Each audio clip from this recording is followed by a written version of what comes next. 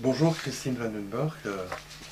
Voilà, merci de nous recevoir chez vous, ici à la frontière belgo-française, pour une rencontre et pour partager un petit moment autour de l'approche systémique, pour le village systémique. Mhm. Donc, vous êtes psychologue clinicienne et psychothérapeute, chargée de formation en Belgique et en France. Vous avez traversé différents champs professionnels et institutionnels. Votre expérience étant du résidentiel à l'ambulatoire, de l'éducatif au thérapeutique, vous avez été à l'origine de projets novateurs dans ces différents domaines et vous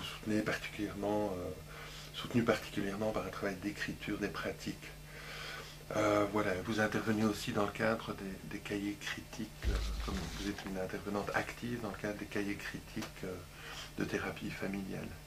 Et donc, comme c'est un peu la tradition dans les interviews du village systémique, notre première question sera de découvrir comment vous êtes, suite à votre longue pratique, entré dans le champ de la systémique, comment la systémique a été pour vous aussi une approche importante dans votre parcours.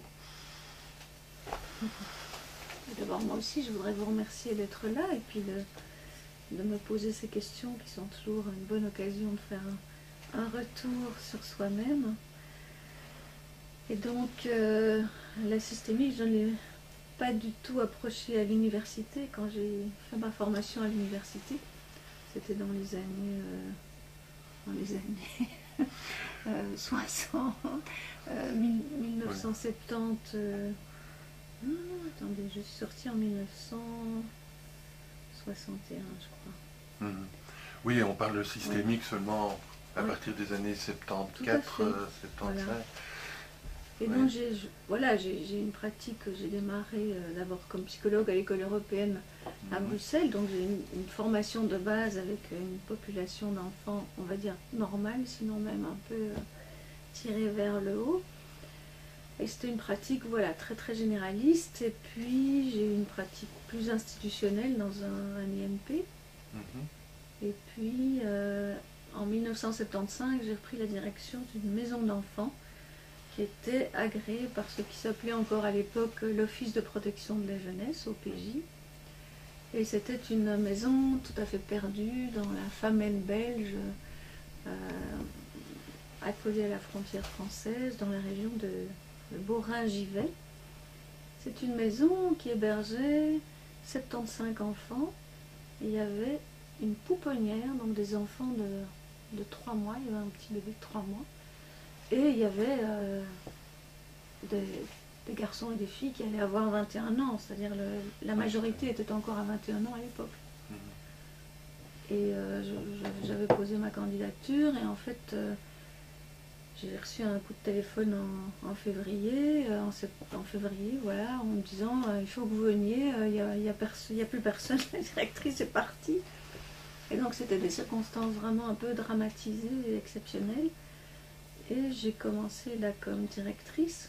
Ce qui m'a amenée là-bas, c'était finalement que il semblait y avoir une très très bonne ambiance entre ces 75 jeunes, mais c'était très particulier parce que les jeunes étaient en...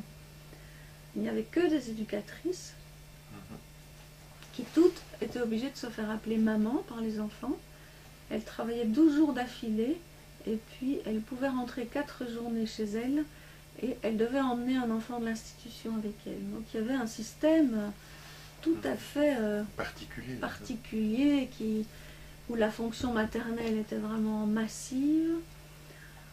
Enfin voilà, je vais passer les détails, mais je suis restée directrice pendant 3 ans, dans des circonstances très très difficiles, parce qu'au fond, quand je suis arrivée, la moitié du personnel était parti. Il y avait, en lien avec la directrice, qui avait été mise à la porte pour faute grave. Enfin, il y avait une dramatisation terrible, mais finalement, les personnes qui étaient les plus stables, c'était les femmes d'entretien qui avaient une autorité sur les enfants, qui connaissaient tout de la maison. et les enfants étaient amenés à se gérer pas mal eux-mêmes. Mais c'était vraiment terrible, la situation de cette institution. Et là, à l'époque, vous aviez encore une formation plus analytique. Tout à fait analytique, puisque c'était la seule chose que j'avais apprise à l'université de Louvain, c'était vraiment la psychanalyse, pure et dure. Et j'avais une formation, dans mon boulot précédent dans l'IMP, j'avais commencé à me former à la pédagogie institutionnelle. Et donc, en tous les cas, le rapport à la fois à la position subjective de chacun et le rapport au groupe et au groupe structuré était déjà très très importante. Hein. Donc la notion de collectif, la notion de règles, la notion de loi, la notion de qui fait quoi ou quand comment, enfin toute cette organisation-là, ça me parlait bien. Mais c'est vrai que je me suis intéressée vraiment, j'ai eu besoin de l'outil systémique à partir du travail qu'on faisait là à Felaine, dans cette institution où il y avait des fratries de 5 enfants, 6 enfants, et c'était quasiment, on travaillait beaucoup avec les SAJ, enfin à l'époque ça s'appelait encore les CPJ, les centres, oui, enfin, c'était l'aide à la jeunesse. C'était l'aide à la jeunesse avant le décret forcément de 1991. Protection de la jeunesse. Voilà, c'est ça. Et en fait, c'était des enfants que les parents, puisque c'était tous des enfants qui étaient en situation enfin les familles étaient en situation de précarité importante. Les enfants venaient de Charleroi et de Mons essentiellement, et venir en train à Felaine était quasiment impossible. Donc le train Charleroi-Dinan, il fallait changer à Dinan. À Beaurain, il y a un bus, mais il y en avait 2 par jour, un le matin, un le soir, un qui arrivait, enfin voilà, un le matin, un le soir. C'était quasiment pas praticable, et la directrice qui était avant moi, elle n'a pas du tout facilité les visites des enfants. Alors cette maison s'appelle toujours, d'ailleurs, la maison de nos enfants, ça dit bien ce que ça veut dire. C'était devenu la maison des enfants de la directrice. Et donc tout était fait, et même parfois quand les parents venaient en visite, il paraît qu'elle cachait même les enfants, enfin les empêchait de voir leurs parents. Donc c'était vraiment... Et c'est une grosse question. Qu'est-ce qu'on fait quand des enfants ont été élevés quasiment... ils n'avaient quasiment plus de lien avec leurs parents, et en plus ils devaient appeler maman des éducatrices, donc on ne peut pas non plus changer ce régime du jour au lendemain. Voilà, donc travailler avec les familles, c'est devenu extrêmement important, et il me manquait vraiment des outils pour ouvrir toutes ces questions. Et donc j'ai commencé à me former, et puis au fond, je dirais que le premier livre introductif, ça a été Paradoxe et contre-paradoxe de Selvigny. C'était vraiment qui est sorti, je crois, en 1978 aux éditions ESF. Oui, à peu près. Et alors là, c'était vraiment la révélation du travail avec les familles. Donc à partir de là, je me suis vraiment formée. Et ça me paraissait un outil indispensable, qui a tout de suite été beaucoup plus sur comment ces familles peuvent maintenir le lien, le continuer, le reprendre quand il a été interrompu. C'était le début de l'aventure systémique. Oui, c'est ça. Il y avait aussi à cette époque-là, on n'a pas écrit Le magicien sans magie, oui. un peu plus tard. Oui, le creuset familial aussi de Vitaquer. Et la puis, logique de la communication, voilà. En 74. Voilà, donc tous ces livres-là ont commencé à... aussi, voilà. Famille en thérapie. Tout à fait. Et puis il y a eu, alors c'est aussi l'époque où il y a eu les premiers congrès de thérapie, thérapie familiale à Bruxelles, dans la mouvance organisée par Moniel Caïm, et puis aussi, je pense déjà plus Macaire, c'est la Gerbe, voilà, c'était dans ces années-là. Tout à fait, c'était, il y a eu, je pense, 81, ça je suis sûr, 83, peut-être même avant. Oui, il y en a peut-être eu un avant avec Ronald Leng. Oui, ça j'étais là, oui. Et donc c'était une mouvance, c'était une pépinière d'idées vraiment tout à fait intéressante. Et puis à ce moment-là, ça a été tout de suite la guerre avec les psychanalystes. Alors c'était comme si on devait choisir son camp. Moi, ça ne m'a jamais paru vraiment antinomique, mais à l'époque, c'était vraiment... voilà, c'était la guerre des tranchées, quoi. On était ou pour l'un ou pour l'autre, on ne pouvait pas nécessairement être pour les deux. Alors, dans la pédagogie institutionnelle, c'est pas une théorie, c'est comment chacun fait lien dans un projet commun. Mais on peut très bien être en lien tout à fait avec la psychanalyse, avec la dynamique des groupes de Lewin, avec la systémique. Donc pour moi, ça ne me paraissait pas du tout une opposition tout à fait franche. Voilà, donc à partir de là, je me suis formée, j'ai rencontré toutes les personnalités en vue de l'époque. Donc ces personnalités, ces formateurs, c'était bon... C'était essentiellement, oui, Moni El-Kaïm, Mara Selvini, et puis tous ceux qu'on rencontrait dans les colloques. Il y a eu un colloque, je ne sais plus trop en quelle année, mais où j'étais très très intéressée par le travail de Dedainoa, qui avait utilisé justement la carte de réseau. Enfin, il y avait plein d'idées. Oui, il y avait Guattari aussi, bien sûr. En tout cas, ce sont les personnalités les plus fortes. Je me rappelle à l'époque. Il y avait effectivement, Moni El-Kaïm, il invitait beaucoup d'Américains, donc... oui, c'est vrai. Minouchine, oui. Paul Václavic. Václavic, oui. Et oui, il y a eu ce fameux film aussi, comment il s'appelait ce film Je vois le film auquel vous faites référence. Sur les familles... Et la psychiatrie. Et la psychiatrie. C'est tout le courant d'antipsychiatrie. Voilà, il y avait ce fameux film, je ne me souviens plus non plus sur le titre, c'est pas grave, où effectivement il est montré combien il y a une interaction entre la violence un peu institutionnelle qui s'installe dans ce rapport à la psychiatrie et la position difficile aussi de la famille qui interagit à travers cette jeune fille qui est prise entre les deux en quelque sorte. Tout à fait.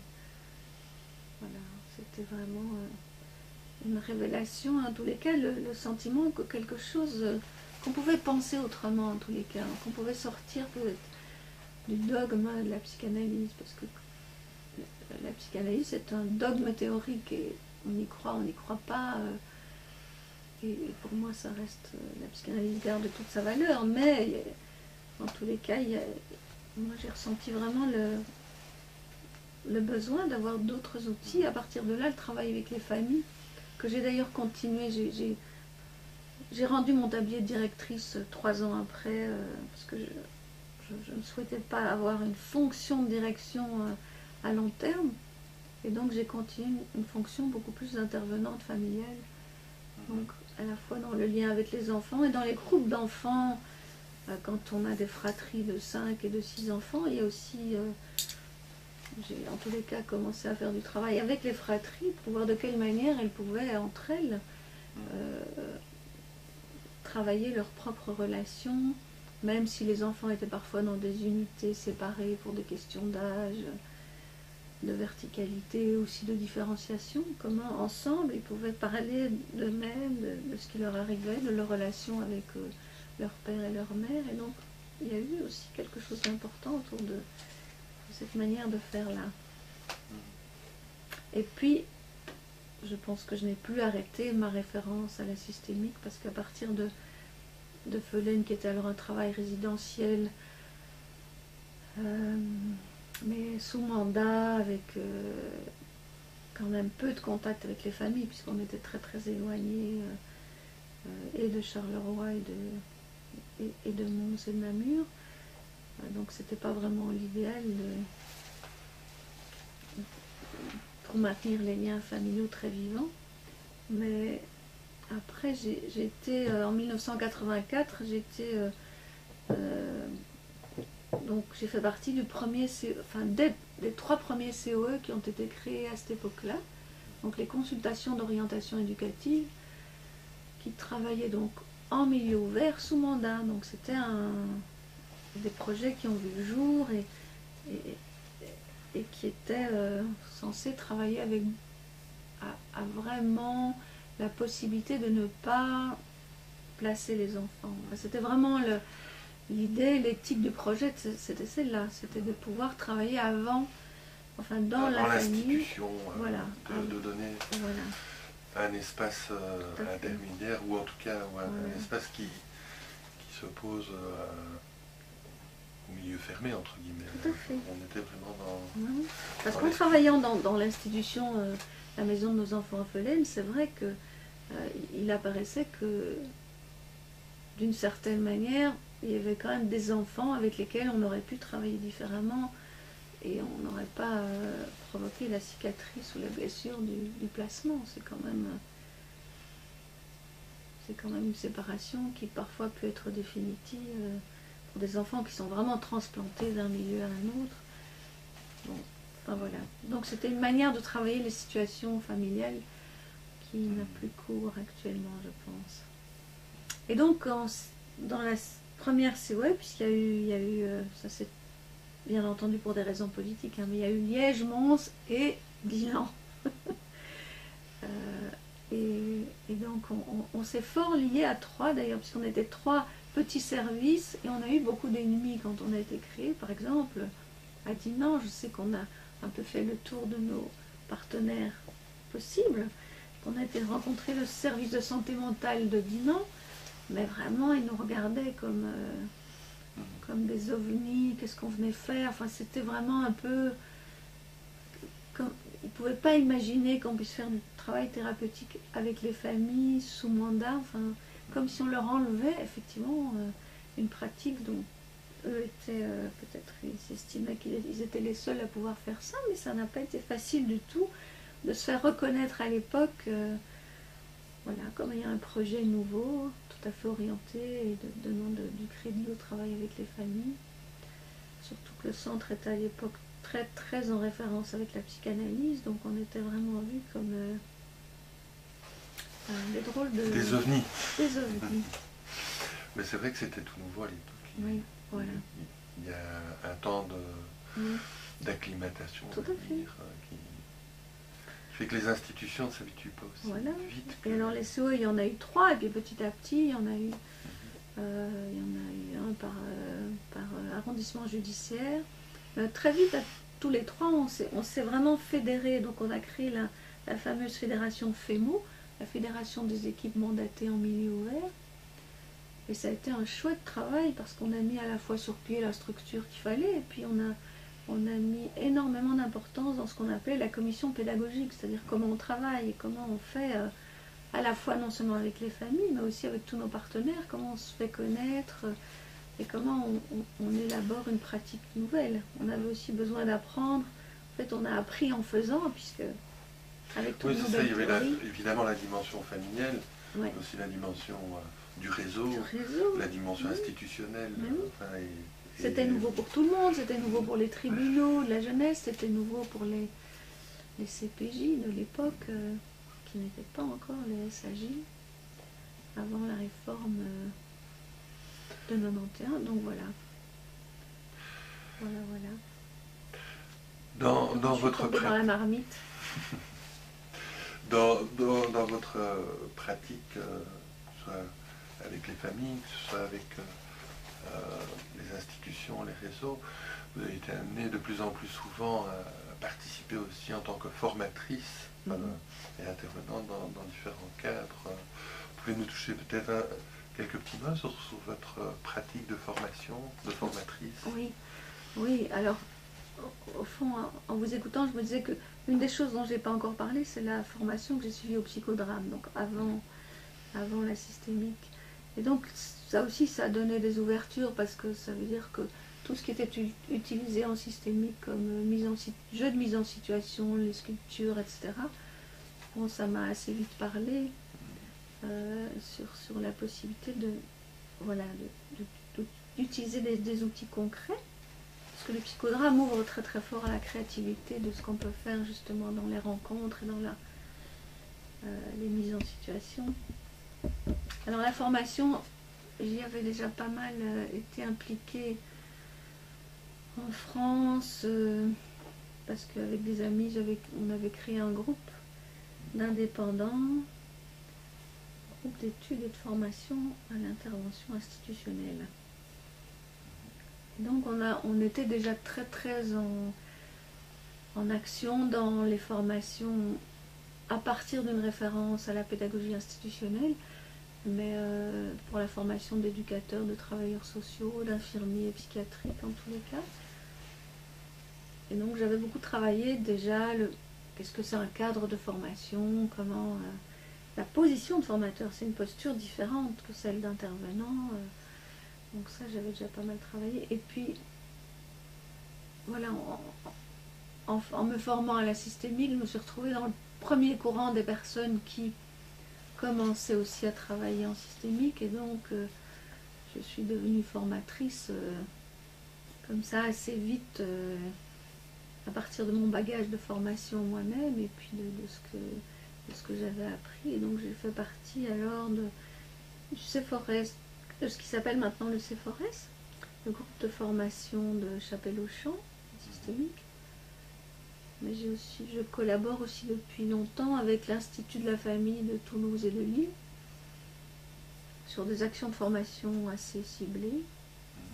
Avec Éric Trapenier. Avec Éric Trapenier. Tout à fait, toute son équipe de formateurs. Alors moi-même, je me suis formée dans différents lieux, à Paris, un petit peu à Lyon, avec Siggy Hirsch aussi, avec Moniel Caïn. Donc voilà, c'était des formations un peu comme ça, créées. Guy Oslos peut-être, non? Je ne sais pas si vous avez travaillé avec Guy Oslos un peu. J'ai travaillé avec lui plus en l'écoutant. J'ai pas, enfin oui, voilà, en l'écoutant dans les conférences qu'il est venu faire en Belgique. Il était souvent invité. Il a prépassé, Guy Oslos, un livre que vous avez coécrit avec différentes personnes, Éduquer et soigner. C'était en 2001, je crois, hein, ou en 2002. C'est-à-dire, on a écrit notre premier livre. 2011, pardon. L'institution résidentielle médiateur thérapeutique est sortie en 1994, je crois. Et il a été effectivement préfacé par Guy Oslos. Et puis on l'a réécrit. Et alors il a été édité chez Debook, Éduquer et soigner en équipe. C'est un manuel de pratique institutionnelle. Voilà. Ouais. Et donc c'est le fruit de l'expérience de plusieurs thérapeutes, psychologues et psychiatres qui utilisent aussi, qui pratiquent beaucoup dans les institutions. Voilà, notamment le docteur Muriel Menkels, qui est pédopsychiatre, le docteur Philippe Quinault, qui est également pédopsychiatre. Muriel Menkels travaille maintenant au centre de santé mentale de Louvain-la-Neuve. Et Philippe Quinault, il est associé dans ce projet, un beau projet qui s'appelle le CAP. C'est un centre de jour pour enfants vraiment en difficulté. Et ils font un travail très très intéressant, à la fois avec les enfants, à la fois avec les familles. Enfin, maintenant, c'est des équipes très complexes où les familles sont par exemple associées dans le travail de psychomotricité ou dans le travail de nourrissage d'enfants. Enfin voilà, où les outils s'inventent en même temps que la pratique se construit en fait. Donc aux éditions de Book, Éduquer et soigner en équipe, j'imagine qu'il y a encore... enfin moi, on l'a acheté il n'y a pas longtemps au Village Systémique, donc oui. Où dans une première partie, on parle de l'institution et de ses fonctions, et alors dans une seconde partie, des dispositifs institutionnels qui sont abordés évidemment sous l'angle par exemple de la réunion d'équipe ou sous différents angles.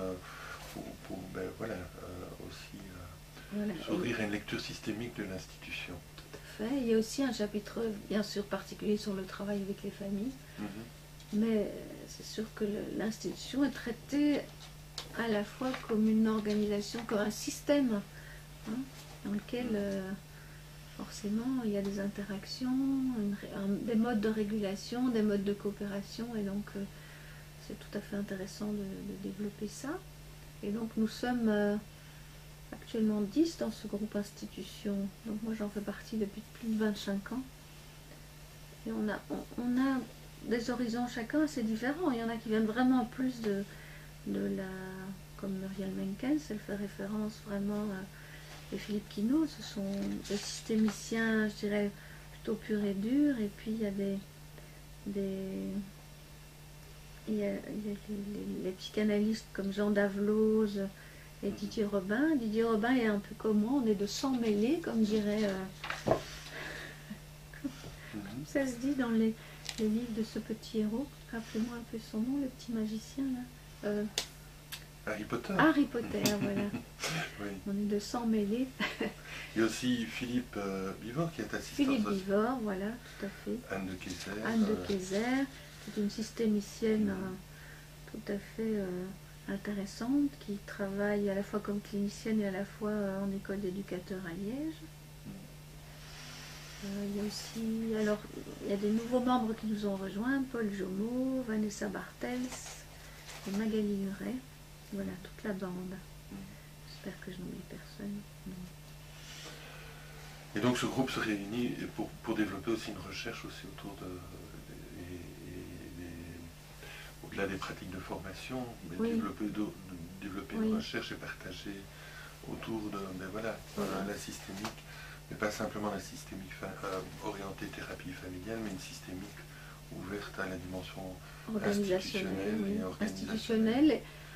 Et toujours dans cette dichotomie, à la fois d'appartenance, à la fois de différenciation, et puis on reçoit énormément de demandes d'intervention, qui sont soit des interventions beaucoup plus, on nous demande vraiment une intervention clinique, une supervision clinique, soit les questions sont vraiment d'aider à rédiger un projet pédagogique, soit il y a un problème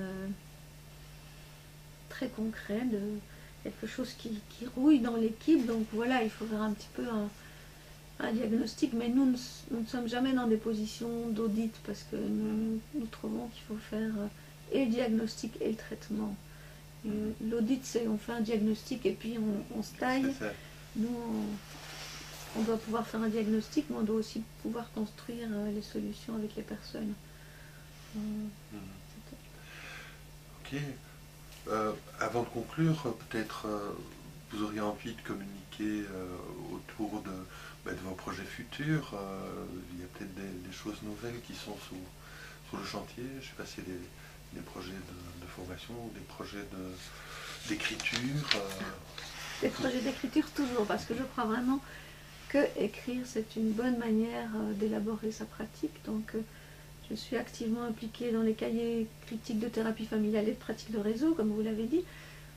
Voilà, dans le comité de rédaction, et quand on est dans le comité de rédaction, on lit, mais on réécrit aussi, on aide à écrire, et donc j'engage tous les auditeurs à se mettre à l'écriture, parce que les articles, ça permet, voilà, ça permet d'entrer comme ça dans une question, et on peut faire une élaboration courte, donc c'est intéressant. Alors les projets, on a terminé une recherche qui s'appelle Balise pour l'accompagnement des situations de danger. C'est une recherche qu'on a faite pour la ministre de l'aide à la jeunesse, Mme Heutebrück, mais à la demande de la direction générale de l'aide à la jeunesse. Et c'était un sacré défi parce qu'on a créé vraiment des outils, des fiches assez techniques, assez pragmatiques, mais en même temps tout à fait ouvertes sur construire une représentation. Enfin, c'est-à-dire, et c'est vraiment un outil qui doit être mis au service des agents, des SAJ, des SPJ. Et donc on a travaillé à la fois donc avec Muriel Menkens, Philippe Quinault, et avec Sophie Tortolano, qui est une psychologue qui est chercheuse aussi, et on a travaillé aussi vraiment dans le croisement des savoirs, c'est-à-dire en allant travailler dans les SAJ, bon, certains SAJ, parce qu'on ne pouvait pas balayer tous les SAJ, mais pour à la fois à partir des savoirs et des pratiques, comment on peut construire un outil qui peut servir à tout le monde. Et cet outil a été en permanence validé à la fois par le terrain, à la fois par un groupe d'experts reconnus par leurs pairs qu'on avait construit. Enfin voilà. Et donc on a un document qui est apparemment qui a été très bien accepté par les acteurs de l'aide à la jeunesse. Donc on espère faire l'objet d'une publication. Qui est disponible sur Internet peut-être En principe, ils doivent le rendre accessible sur leur site. Mais au jour d'aujourd'hui, je ne suis pas sûre qu'il y soit déjà. D'accord. Mais ça va venir. Oui, en tout cas, on le rechercherait et s'il est disponible, on fera le lien. On fera le lien sur le Voilà, village il systémique. s'appelle Balise pour l'accompagnement des situations de danger. Et vraiment, c'est un outil qui doit continuer à se construire parce que c'est vraiment des propositions de questions, d'ouverture. Enfin voilà, c'est un outil de base, mais que chacun va compléter, je l'espère. Eh bien, grand merci pour votre accueil. Et Merci beaucoup. Pour la suite, donc, on mettra la vidéo sur le village systémique d'ici une semaine ou deux. Le temps de la traiter. En tout cas, encore un grand merci et je vous souhaite le meilleur pour vos futurs projets, pour vos projets actuels. Merci beaucoup.